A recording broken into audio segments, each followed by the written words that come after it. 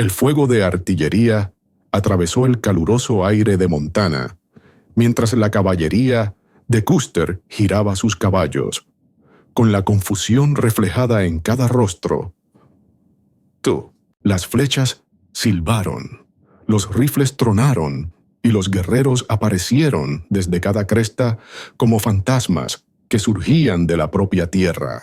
En ese instante, el séptimo de caballería comprendió que no eran los cazadores, eran la presa, rodeados, aislados y superados en número.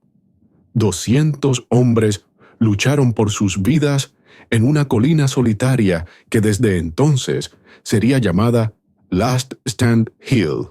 Momentos antes, Custer había levantado su sombrero y gritado: ¡Hurra, muchachos! ¡Los tenemos! Creía que estaba a punto de aplastar un pequeño campamento, un ataque rápido para consolidar su reputación como héroe intrépido. Pero cuando sus hombres llegaron a la cresta, la ilusión se hizo añicos. Abajo se encontraba uno de los campamentos de guerra nativos más grandes. Miles de guerreros Lakota, Cheyenne y Arapaho, unidos, esperando y listos. No fue un accidente. Los líderes nativos, la visión de Sitting Bull, la velocidad de Crazy Horse y la precisión de Gall habían atraído a los estadounidenses, utilizando el terreno y la decepción para dividir el mando de Custer y dejarlo sin refuerzos. La caballería había cargado directo hacia una trampa cuidadosamente preparada, diseñada para explotar cada debilidad de la propia ambición de Custer. En cuestión de horas, el nombre Custer ya no significaría héroe audaz, sino desastre. ¿Cómo lograron los guerreros de las grandes llanuras, largamente subestimados por los estrategas militares estadounidenses, superar a uno de los oficiales más agresivos? ¿Cómo convirtieron su hambre de gloria en su perdición? Esta es la historia de un liderazgo brillante, del conocimiento superior del terreno y de un único momento devastador en que la expansión de América se enfrentó a una voluntad imparable. Así fue como los guerreros nativos superaron a Custer en Little Big Horn. La derrota en Little Big Horn no ocurrió en un vacío. Fue el resultado de décadas de promesas rotas, fronteras cambiantes y choques culturales. Para 1836 Estados Unidos era una nación decidida a expandirse, y las grandes llanuras se habían convertido tanto en una promesa de oportunidad como en un campo de batalla.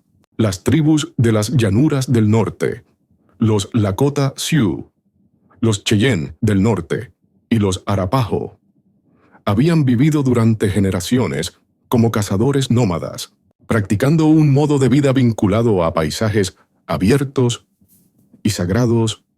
Para ellos, la tierra no era simplemente territorio, era identidad, espíritu y supervivencia. Pero la llegada de colonos y del ejército estadounidense lo cambió todo.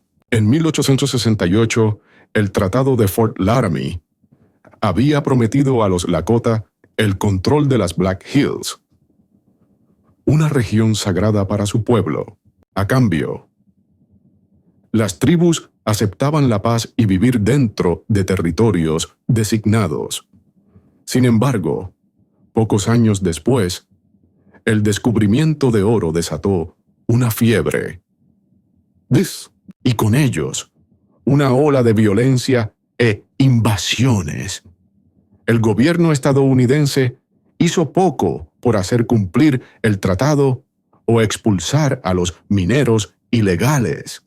En cambio, los funcionarios presionaron a los Lakota para que vendieran su tierra sagrada, una oferta que Sitting Bull y otros líderes rechazaron.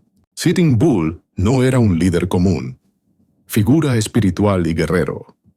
Advertía que Estados Unidos nunca cumpliría sus acuerdos, sus visiones.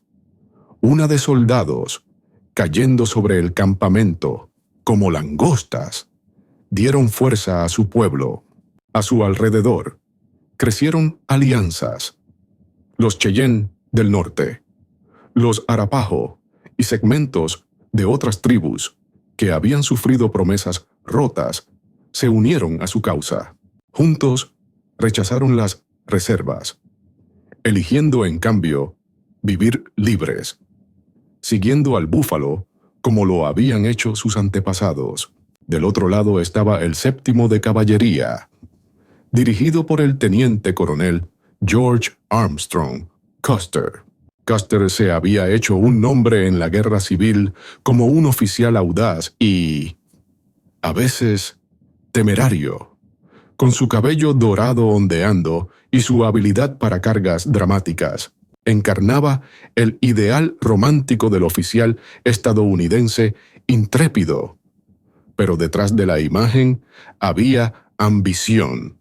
En 1876, mientras Estados Unidos se preparaba para sus celebraciones, Custer veía en la campaña india una oportunidad de revivir su menguante reputación y asegurar su legado. El ejército estadounidense consideraba a los Lakota y Cheyenne, fuera de las reservas, como hostiles que debían ser forzados a entrar en ellas. Las órdenes eran claras: encontrarlos, enfrentarlos y someterlos. El general Alfred Terry ideó un plan para atrapar a la concentración tribal. Una columna al mando de John Gibbon avanzaría desde el oeste, otra bajo George Crook desde el sur, y la columna de Custer barrería desde el este.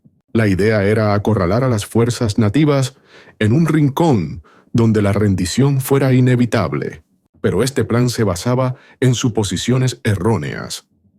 Los comandantes estadounidenses creían que los campamentos nativos serían pequeños, dispersos y fácilmente intimidados. Subestimaron tanto la unidad como el número de la oposición. En realidad, Sitting Bull había reunido una congregación sin precedentes, unas 7,000 a 8,000 personas, incluidos hasta 2,000 guerreros experimentados. Fue, por un breve momento, el campamento de guerra nativo más grande jamás reunido en las llanuras del norte. Custer no confiaba plenamente en sus subordinados, particularmente en el mayor Marcus Reno y el capitán Frederick Bentin, oficiales con los que mantenía relaciones tensas. Su tendencia a dividir fuerzas y atacar rápidamente, sin esperar refuerzos, le había dado éxito en el pasado, pero también críticas. Para Custer, la velocidad lo era todo. La vacilación, creía, era debilidad. Pero los líderes nativos comprendían esta mentalidad. Habían estudiado las tácticas de la caballería y sabían cómo pensaba Custer. Dominaban el terreno, las crestas, las quebradas y los cruces del río Little Bighorn, y usaban exploradores para seguir cada movimiento de Custer.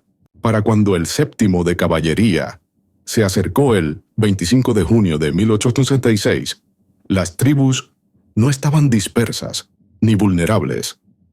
Estaban listas. El escenario estaba listo. Un lado impulsado por la ambición y el malentendido, y el otro alimentado por visiones, unidad y la voluntad de defender un modo de vida. El choque que siguió se convertiría en una de las batallas más estudiadas y más mitificadas de la historia estadounidense. En el centro de este dramático choque estaban 3 figuras cuyas decisiones y personalidades moldearon el resultado tanto como cualquier bala o flecha. De un lado, el teniente coronel George Armstrong Custer, un hombre cuya leyenda había surgido de la guerra civil. Del otro, dos líderes de la Alianza Nativa, Sitting Bull, la fuerza espiritual que inspiró a su pueblo, y Crazy Horse, el guerrero cuya velocidad y audacia en el campo de batalla se volvieron legendarias. George Armstrong Custer siempre había vivido para el riesgo. Nacido en Ohio en 1839, se graduó último en su clase en West Point, pero impresionó a sus superiores. Con solo 23 años, se convirtió en uno de los generales más jóvenes de la historia de EEU, ganándose el apodo de el General Niño. Con su largo cabello dorado, uniformes dramáticos y cargas implacables, se convirtió en un símbolo de la guerra heroica en la imaginación pública. Sin embargo, la agresividad de Custer a menudo rozaba la imprudencia. Sus victorias en la guerra civil tuvieron un alto costo, y sus campañas generaron admiración y críticas. En 1826, bajo presión para recuperar fama, Custer vio en la próxima campaña la oportunidad de demostrar que era el oficial más intrépido de América. En marcado contraste con la búsqueda de gloria de Custer estaba Sitting Bull, nacido alrededor de 1831, en lo que hoy es Dakota del Sur.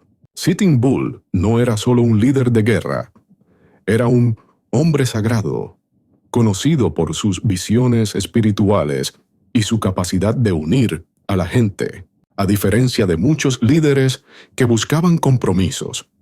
Sitting Bull rechazaba todos los tratados que consideraba injustos y llamaba a resistir la invasión de tierras sagradas días antes de la batalla. Sitting Bull realizó un ritual de la danza del sol, en el que tuvo una visión de soldados cayendo boca abajo en el campamento Lakota, una señal interpretada como una gran victoria por venir. Esta visión dio valor a los guerreros y les proporcionó la ventaja psicológica. Luego estaba Crazy Horse, el líder guerrero Oglala Lakota, cuya reputación ya bordeaba el mito. Callado, extremadamente reservado y casi recluso en su vida personal, Crazy Horse se convertía en un torbellino en el campo de batalla. Entraba en combate sin pintura de guerra y sin tocado de plumas elaborado, una señal de humildad y concentración absoluta. Sus tácticas enfatizaban la velocidad, el engaño y la sorpresa, cualidades perfectamente adaptadas para contrarrestar las rígidas tácticas de las unidades de caballería. Para su pueblo, Crazy Horse simbolizaba una resistencia intrépida, un hombre dispuesto a sacrificarlo todo por la supervivencia de su modo de vida. La combinación de la guía espiritual de Sitting Bull y la brillantez táctica de Crazy Horse creó una unidad rara vez vista entre las tribus. Esta alianza de guerreros, Lakota Sioux, Cheyenne del Norte y Arapaho, no era una banda desorganizada de saqueadores, era una fuerza de combate coordinada. Y Custer, impulsado por la ambición y una tendencia a subestimar a sus adversarios, ofreció muchas oportunidades. Incluso dentro de las propias filas de Custer existían fracturas. El mayor Marcus Reno, un oficial competente pero a menudo criticado, luchaba con el alcohol. El capitán Frederick Bentin, abiertamente, no simpatizaba con Custer y dudaba de su juicio. Estas tensiones internas debilitaron la cohesión. Custer, confiado en su propia habilidad, dividió sus fuerzas en destacamentos más pequeños, esperando que la velocidad y la sorpresa abrumaran lo que suponía era una pequeña aldea. No sabía que más de 2000 guerreros, alertas, motivados y estratégicamente posicionados, esperaban más allá de la cresta. El choque de personalidades, la audacia de Custer, la visión profética de Sitting Bull, el genio táctico de Crazy Horse, convergería en una batalla que se convertiría en un punto de inflexión. La mañana del 25 de junio de 1876 amaneció cálida y clara, perfecta para las maniobras de caballería, pero igualmente perfecta para los guerreros. Custer, ansioso por atacar antes de que el campamento nativo pudiera dispersarse, tomó una decisión fatídica. Dividió su mando en 3 partes. El mayor Marcus Reno atacaría el extremo sur. El capitán Frederick Bentin se movería para asegurar el flanco izquierdo, y el propio Custer avanzaría hacia el extremo norte. Lo que no sabía era que no habría sorpresa, sino solo desastre. Cuando el destacamento de Reno cruzó el río Little Bighorn y cargó contra la parte sur del campamento, se encontró con una feroz resistencia. Guerreros Cheyenne y Lakota salieron en masa para enfrentarlos, dirigidos por hombres inspirados por la visión de Sitting Bull y las tácticas de Crazy Horse. Reno, sacudido por la ferocidad del contraataque, ordenó a sus hombres desmontar y formar una línea de escaramuza. Por unos momentos, el fuego fue intenso, resonando en todo el valle, pero rápidamente quedó claro que Reno estaba superado. Cientos de guerreros a caballo rodearon su posición, disparando desde la cobertura y obligándolo a una retirada precipitada al otro lado del río. La retirada de Reno dejó a Custer expuesto, y solo Custer, sin saber de la retirada de Reno, avanzó. Esperaba encontrar caos en la aldea, con mujeres y niños huyendo y guerreros dispersos. En cambio, se encontró con una escena de preparación y una calma mortal. Crazy Horse, con su grupo de guerreros veloces, ejecutó una maniobra de flanqueo que golpeó a los hombres de Custer desde múltiples direcciones. Los guerreros, con su conocimiento íntimo de las quebradas y crestas, aparecían, disparaban y desaparecían, creando la ilusión de una fuerza interminable. Custer intentó reagruparse en una serie de colinas, pero cada movimiento fue anticipado. Gal, otro líder Lakota, encabezó una carga decisiva que cortó a los hombres de Custer del río, negándoles tanto agua como una ruta de escape. Una a una, las opciones de Custer se desvanecieron. Sus hombres lucharon valientemente, formando pequeños núcleos defensivos y disparando hasta que sus carabinas quedaron vacías, pero estaban rodeados. Los guerreros de Crazy Horse aprovecharon la ventaja, cabalgando sin miedo a través de un fuego devastador, usando su velocidad para romper las líneas defensivas. El intento de Custer de tomar rehenes, una táctica que había utilizado con éxito en el pasado, fracasó. Los guerreros ya habían asegurado a los no combatientes. El séptimo de caballería se había convertido en una serie de bolsillos aislados, cada uno de ellos abrumado por turnos. Testigos del lado nativo describieron más tarde a Custer de pie con sus hombres, negándose a huir, luchando hasta el final. Sin embargo, el valor no pudo superar el número, la estrategia y el uso superior del terreno. En menos de una hora, Custer y más de 200 soldados estaban muertos. La colina donde cayeron sería conocida para siempre como Last Stand Hill, no porque fuera una victoria gloriosa, sino porque simbolizaba la inutilidad de una batalla.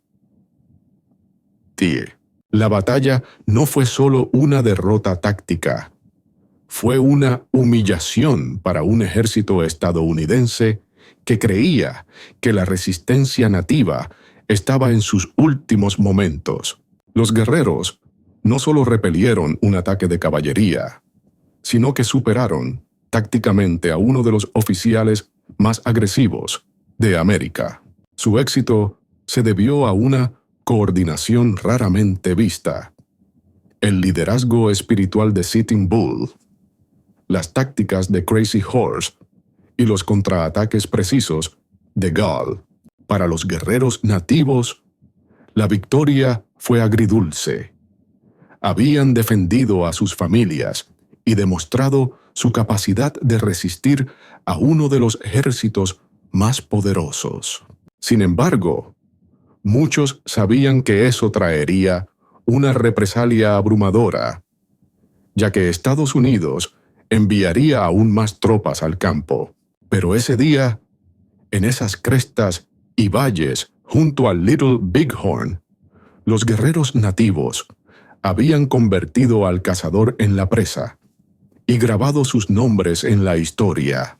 Cuando finalmente cesaron los disparos en la tarde del 25 de junio de 1876, el campo de batalla quedó inquietantemente silencioso, donde el 7º de caballería había cabalgado con confianza y orgullo. Solo quedaba silencio. George Armstrong Custer y más de 200 de sus hombres yacían muertos. Fue una victoria sorprendente para los Lakota Sioux, Cheyenne del norte y Arapaho, pero con un peso ominoso. Habían derribado a un oficial célebre de Estados Unidos. La noticia de la derrota viajó rápidamente y golpeó a Estados Unidos como un trueno. El 4 de julio de 1876, la nación celebraba 100 años de independencia, mientras lidiaba con la humillación de que uno de sus jinetes más famosos había sido aniquilado por guerreros que a menudo eran retratados como salvajes. En realidad, esos guerreros habían demostrado una planificación superior, unidad y comprensión del terreno. La pérdida destrozó el mito de una dominación fácil sobre las naciones nativas y obligó al ejército a replantearse cómo abordar la guerra en las grandes llanuras. Pero la victoria fue efímera para la alianza nativa. En los meses y años siguientes, Estados Unidos destinó recursos abrumadores para vengar a Custer. Refuerzos inundaron la región. Se lanzaron nuevas campañas y una presión implacable empujó a muchos Lakota y Cheyenne a las reservas. Incluso Crazy Horse, que había liderado a sus guerreros con brillantez, se rendiría en menos de un año, solo para morir violentamente bajo custodia del ejército. Sitting Bull huyó a Canadá, pero eventualmente regresó y también se rindió, reconociendo que la supervivencia significaba adaptarse a una nueva realidad. Para Custer, la muerte lo transformó de un oficial controvertido a una leyenda. Los periódicos lo retrataron como un héroe trágico, un hombre que cayó luchando. Canciones, pinturas y novelas baratas romantizaron su última resistencia, ignorando los errores tácticos y la ambición personal que contribuyeron al desastre. Para los Lakota y Cheyenne, sin embargo, Little Bighorn se convirtió en un símbolo de resistencia, prueba de que incluso contra probabilidades imposibles podían ganar.